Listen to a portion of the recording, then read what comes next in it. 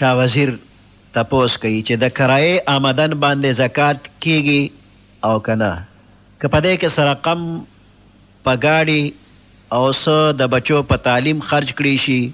او باقی د کور د پاره وي نو د دې په حق لا څه حکم دی د کرایې آمدن کاغه د کورونو کرایې وي که د دکانونو کرایې وي که د گاډو کرایې وي نو په دغه کرایې کې ځان له زکات نشته او د کرایې دغه جایداد دکان کور گاڑی وغیرہ د هغې په اصل قیمت کې هم زکات نشته البته د دې نه حاصله شوې کرایه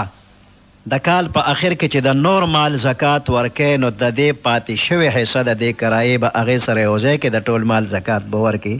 او د دې نه چې کومه حصه په دې کال کې خرج شوې ده څه په کور ولګېده څه د بچو په تعلیم ولګېدله نو د هغې زکات نشته د دې نه بچت شوې باقی مانده د دې خرچونو نه علاوه چې کم بچت دی نو د کال په آخر کې چې د باقی مانده نورو مالونو څنګه زکات ورکوي نو د هغې سره به دا باقی مانده بچ شوې کرایه یو ځای کې د دې به زکات ورکوي هسې په کرایو باندې ځان لا زکات نشته